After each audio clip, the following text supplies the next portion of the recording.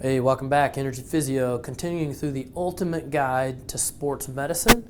Kind of poking some holes in it on the way through, and I made mention in the first video we're going to go over this workflow of how we navigate our way from injury to return to sport through the eyes of conventional wisdom. And then we're just going to talk a little bit about why there's a lot of missing components there, and maybe even some misinformation in the way we self-treat at home and what we should actually be doing there.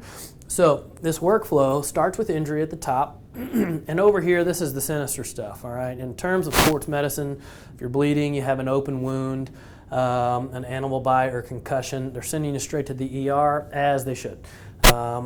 If you have an animal bite as a result of a sports med injury, I'm not sure what you've gotten yourself into, but still, you're going to the ER.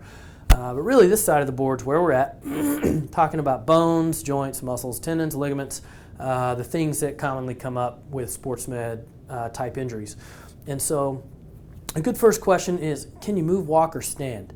And the reason for this is kind of the general guideline is if you can't weight bear for more than 4 steps, we need to rule out a fracture.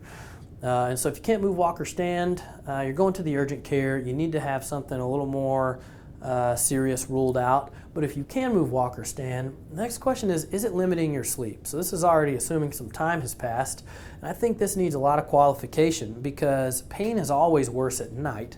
During the day, your brain filters lights and sounds and your movement and other people's movements, and it has an effect on masking pain. Whereas at night, it's dark, it's quiet, you're not moving, your brain literally is filtering nothing, but it's still processing the pain that's kind of wrapped up internally. And so pain's always worse at night, and so we're going to assume sleep quality is going to take a hit. But I think the real qualification is, like, do you have searing pain that is unrelenting and you can't sleep at all? This may be something a little more serious and you should go to the urgent care. If you're uncomfortable and you have trouble getting to sleep, staying asleep because of your pain, be smart about that. Don't just run off to the urgent care, because if you say, I rolled my ankle, I can't sleep very well, and you go to the urgent care and say, hey doc, I rolled my ankle last week and I'm not sleeping very good, you're going to get pain meds and sleeping pills, and you're no closer to solving your problem than you were, but you've just spent a lot of money. So we've got to be smart about this one. And then they're moving down, and I think all this maybe need to lumped in together because obviously sleep is important, but then they're pushing into home treatment. And already some time has passed, and now they're just implementing home treatment. So something about the timeline needs to be fixed here. It's hard to say what it is, but they're pushing the RICE method. Rest, ice, compression, elevation. We're going to dive deep into that on the next video and why we no longer think that this is the best protocol for home treatment, and we'll talk about that next time. So assuming you've rested, iced, compressed, elevated, if you have pain after 48 hours, they're going to recommend making an appointment. Now this time frame, there's nothing special about it. They just say 48 hours. It could be 36, 72, 90, it doesn't matter. There's no research behind that to say if you have pain after 48 hours, you should make a sports med specialist appointment. But if you don't have pain after 48 hours, slow return to sport. And this is a highly flawed way of thinking. We're going to get into that a little more as we work our way down the other side of the board. This is also going to feed into our next video talking about the pain, injury, and motor control cycle and how just resolving pain isn't the answer to the problem. There's actually a lot more going on there. So you still got pain, 48 hours later, you're making a sports med appointment. Now, you go into the doc with pain, and we're not going to be too presumptuous here because you may or may not get prescribed something, but we're going to assume that you probably will because that's the nature of our current medical model. So maybe some pain meds, maybe muscle relaxer, maybe some imaging, which is a big pet peeve of mine, is people are getting imaging way too early in the differential diagnosis process, and they're actually coming away with a diagnosis based on what their anatomy looks like and not their clinical presentation. And what I've seen this lead to is misdiagnosis, incorrect treatment, and crappy outcomes. Imaging really should be saved for things that are a little more sinister and later on in the differential diagnosis process after seeing multiple practitioners and maybe some failed attempts at rehab. But via the workflow, we've got 2 ways we can go here after you see sports med.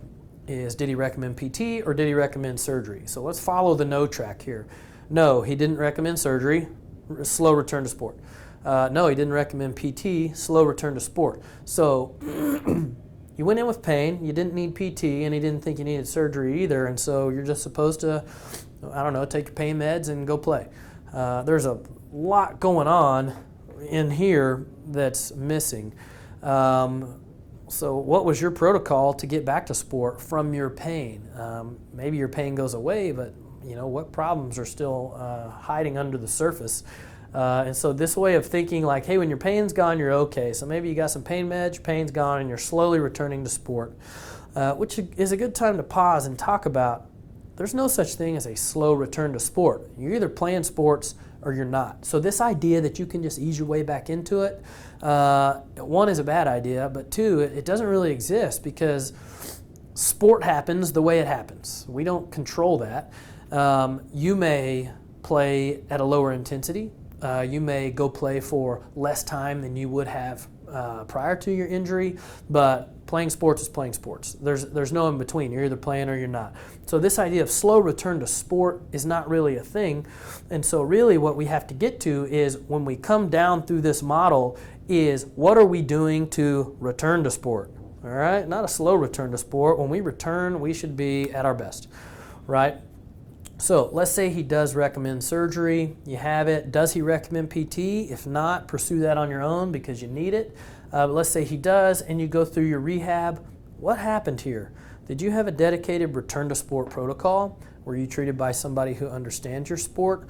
I think it's fair to even say, like, if we're passionate enough about what we do to have goals for our fitness and our health and our wellness, is it clear that our therapist has something similar? It doesn't have to be basketball or CrossFit. It could be cycling or whatever. Are they doing anything to maintain their own health? Because that's the person that's going to have the biggest impact on you as a therapist, is somebody who is also living in that world and they understand what it takes to get you back to where you need to be. And so I think that's a fair question to ask is, what's your therapist into? And then let's say you do have surgery. Does he recommend PT? We're working down through this same channel, needing to answer these same questions. And kind of the final piece here is they say slow return to sport, helping you get back to normal, whatever that is for you.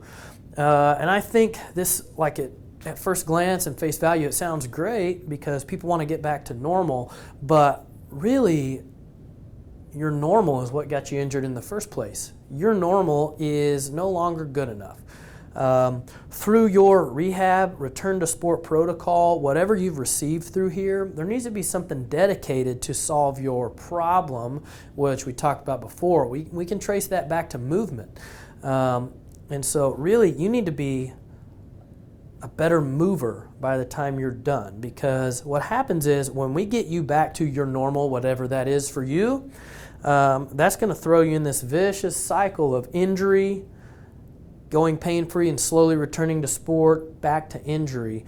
But if what we do in here is detailed and dedicated to preparing your body to return to sport in a way that's safe and effective and minimizes your risk of injury, you're coming out of here not your normal, whatever that is for you. You're coming out of here with a new normal that's a better you, that makes you more resilient, it makes you stronger, it makes you a better mover, it makes you more mobile, and ultimately decreases your risk of injury.